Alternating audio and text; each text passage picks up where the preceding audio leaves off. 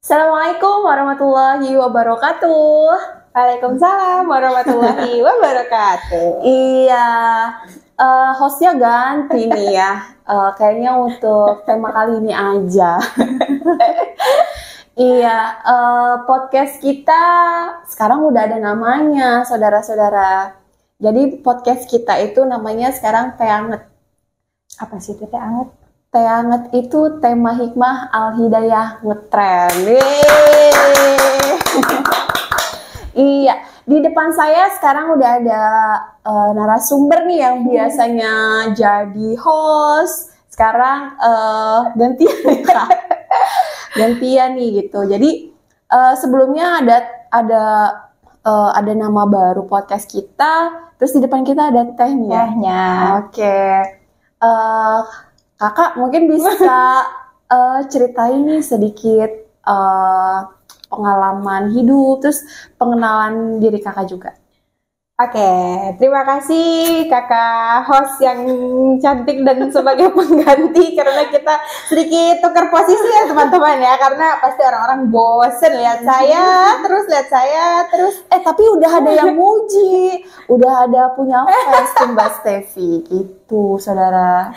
Mungkin yang orang-orang lihat nggak bosen, tapi katanya editor kita bosen dengan suara saya, terus muka saya, terus yang diedit gitu iya. Nanti insya Allah kita di pertemuan selanjutnya kita coba undang editor kita ya, kita tanya pendapat dia kalau saya yang jadi host di podcast Teh Anget ini. Oh bisa ya nanti Semoga berkenan beliau. Oke, terima kasih untuk hari ini Kak Isra udah mau datang dan menggantikan posisi host ini beberapa waktu ke depan. Sebelumnya nama saya Steffi Marta. Saya sebagai host sebelumnya jadi host. Tapi kalau sekarang saya mau merasakan gimana sih rasanya jadi bintang tamu di podcast Teh Anget ini gitu kan. Ini yang mau ditanyakan tentang yang mana nih ya? Guru MDT atau apa nih ya? Sebelum dari MDT kita mau tahu dulu nih cerita singkat biografinya Kak Steffi gimana? Oke. Nama aku Steffi Marta, aku orang Padang asli, mama papaku orang Padang. Aku kelahiran 2004, baru lulus tahun kemarin. Muda banget ya sis ya. Tahun 2022 kemarin aku baru lulus. Aku terakhir itu di Pondok Pesantren Modern Al Ghazali, SMP dan SMA sekitar 6 tahun ya ke Pondok. Hai para alumni, ini ada bintang tamu kita. Hai teman-teman yang saya sangat cintai dan saya sayangi. Iya, jadi 6 tahun aku mondok di Al Ghazali ini dari kelas 1 SMP sampai lulus SMA. Insya Allah banyak pengalaman-pengalaman yang aku dapat dan insya Allah banyak juga yang aku tuangkan di Al Hidayah ini. Semoga kedepannya lebih berkah lagi. Tuh. Oke, 6 tahun berarti ya Kak total mondok ya? Betul sekali. Masya Allah. Terus rutinitas setiap harinya tuh sekarang tuh apa nih Kak? Kalau setelah mondok ini kebetulan dari pondok aku itu kan ada pengabdian ya Kak. Ada 3 jenis, ada pengabdian pondok pesantren kita sendiri, ada pondok pesantren luar yang masih bekerja sama dengan pondok kita, dan pengabdian bebas. Kebetulan aku di pengabdian bebas ini, jadi bebas pilih mau ngajar di mana aja gitu. Pengabdian ini lebih ke menerapkan apa aja sih yang kita dapetin di Al Ghazali dulu, apa aja yang bisa kita terapkan ke masyarakat gitu ya. Tapi tetap laporan Kak? Ya, kalau yang pengabdian luar ini 3 bulan, selama 3 bulan, dan itu laporan sebulan sekali. Ada bikin buku laporan khusus dan ditandatangani oleh instansi yang tempat kita bekerja ini. Kalau yang pengabdian pondok maupun Al Ghazali sendiri ataupun pondok yang luar tadi, selama 1 tahun pengabdiannya. Laporannya selama 3 bulan sekali. Nah, pertama kali aku di Al Hidayah ini karena itu tadi, karena pengabdian bebas tadi Kak. Kebetulan rumah aku nggak jauh dari sini, aku coba daftar di Al Hidayah ini. Dan alhamdulillah keterima dan dipanggil untuk meneruskan ngajar di sini. Masya Allah, yeay. Jadi sekarang Kak Stevi ini ngajar ya Kak ya? Iya. Ngajar apa? MDT. MDT. MDT Madrasah Diniyah Takmiliyah. Nah itu sekolah informal berbasis agama Islam. Jadi mungkin saudara-saudara di rumah juga punya adik, saudara atau tetangga itu yang dari umur berapa sih Kak? Kebetulan dari kelas aku sendiri itu ada yang umur 4 tahun Kak. Oke, dari mulai umur 4 tahun udah bisa sekolah di sini ya kan, nanti diajari tentang agama-agama Islam seperti itu.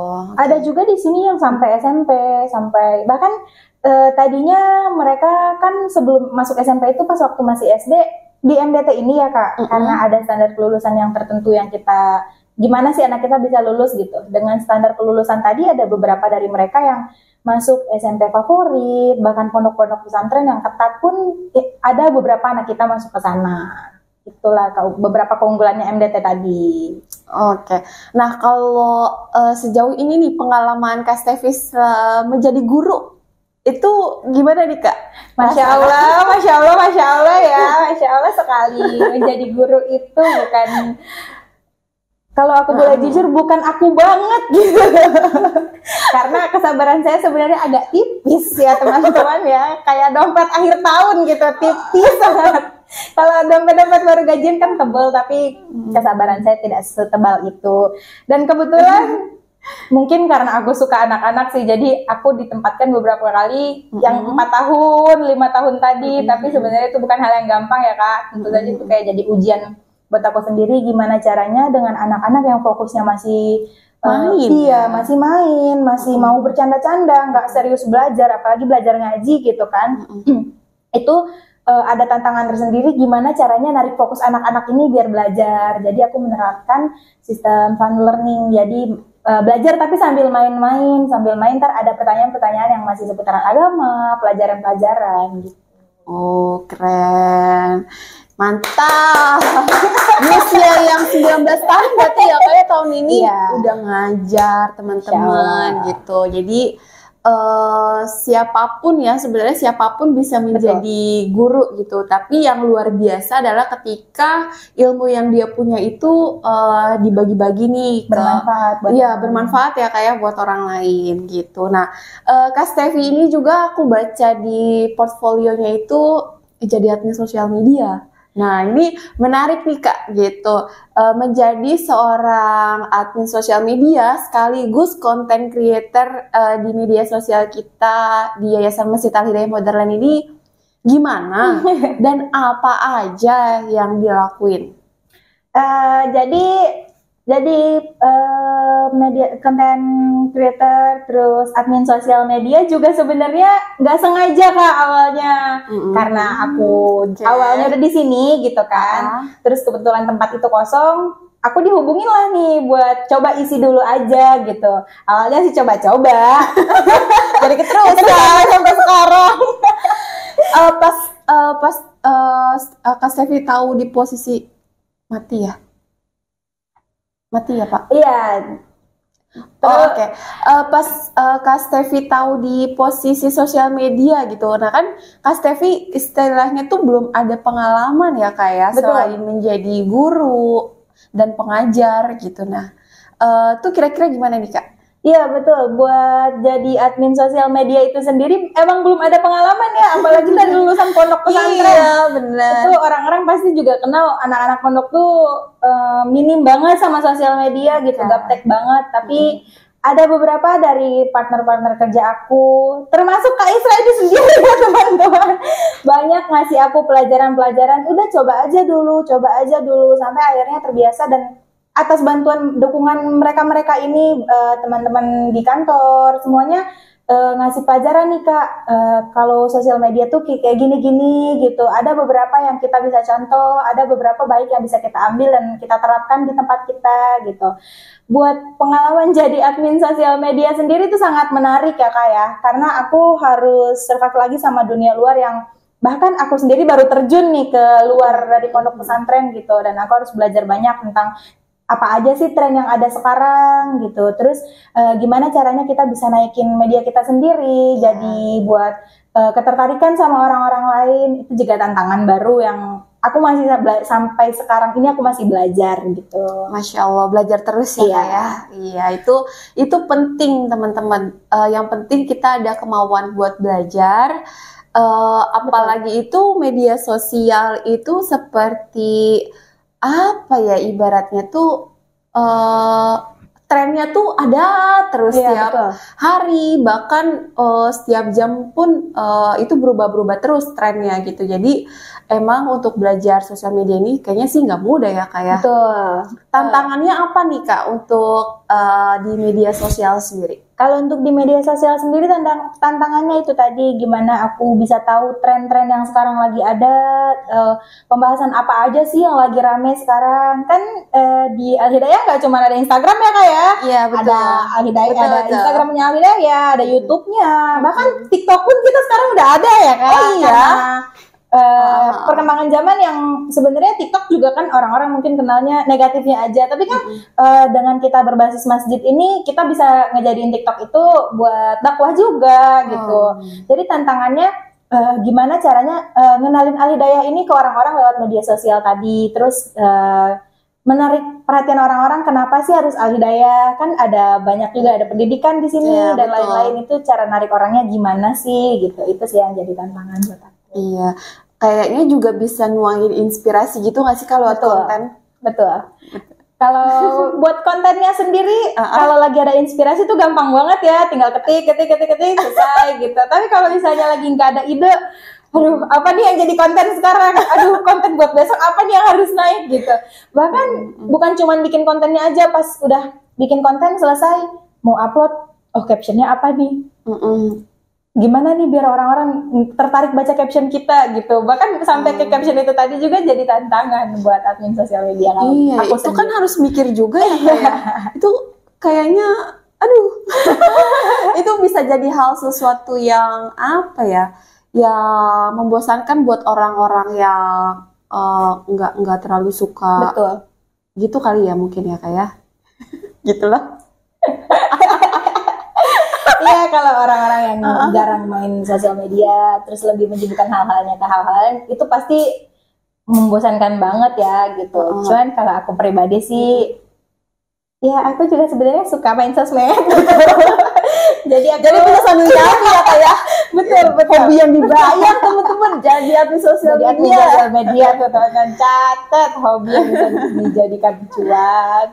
Oke, itu bagus banget sih Kak. Keren-keren, anak muda dengan segala inspirasinya itu dituangkan dalam sebuah kreativitas, dalam suatu karya itu luar biasa. Kira-kira ada pesan Kak Stevi untuk teman-teman seumuran Kak Stevi gitu, atau yang di bawah Kak Stevi untuk lebih berkarya lagi? Silahkan Kak. Oke. Buat aku sendiri ini nggak gampang ya Kak tentunya, soalnya aku aja belum kuliah gitu. Aku juga kan pengen kuliah ke depannya gitu, tapi gimana caranya buat teman-teman aku juga banyak di luar sana yang kuliah sambil kerja gitu. Bahkan ada yang kerja dulu deh baru kuliah gitu, biar bisa biayain sendiri, nggak ngeberatin orang tua. Buat motivasi ke depannya sih kalau menurut aku kerjain aja apa yang buat kita senang gitu. Kayak tadi aku kan saya senang sosial media gitu, terus tiba-tiba dipanggil jadi admin sosial media, alhamdulillah bisa nuangin apa-apa yang kita pikirin tadi di situ, nuangin ide-ide yang kita punya gitu. Terus buat teman-teman yang kuliah sambil kerja, ya semangat aja. Semangat aja itu kira-kira cukup gak ya Kak? Pokoknya semangat teman-teman aku yang sambil kuliah sambil kerja, bahkan yang kuliah aja juga itu keren banget Kak gitu, apalagi yang masuk negeri gitu kan, yang bukan berarti yang masuk swasta juga nggak keren ya, pasti semua orang punya plus minusnya masing-masing gitu. Terus buat teman-teman kedepannya kalau punya bakat, coba deh dikembangin gitu, siapa tahu bakatnya jadi bisa buat penghasilan dan kesenangan buat diri sendiri gitu. Oke, itu cukup bagus loh teman-teman. Jadi teman-teman bisa ngambil sisi positifnya nih dari podcast episode kita kali ini gitu, karena ini yang bicara anak muda teman-teman. ya keren lah gitu. Usia 19 tahun tidak hanya mengandalkan orang tua ya kayak gitu. Jadi harus berdiri di kaki sendiri gitu. Oke Kak Stevi, ada tambahan lagi nggak nih Kak kira-kira? Udah sih menurut aku Kak Isra segitu aku udah cukup malu ya, tersanjung sedikit. banget. Kira-kira aku pengen tahu nih Kak Stevi 5 tahun lagi jadi apa? Kalau 5 tahun lagi aku jadi apa? Aku pengen ambil kuliah sesuai kerjaan aku yang sekarang ya Kak ya, admin sosial media. Mungkin aku mau ngambil komunikasi, atau juga aku kan ada di staff fundraising juga ya, sama Kak Isra juga nih teman-teman. Oke. Itu berhubungan sama kuliah yang sosialnya, yang jurusannya tentang ekonomi gitu.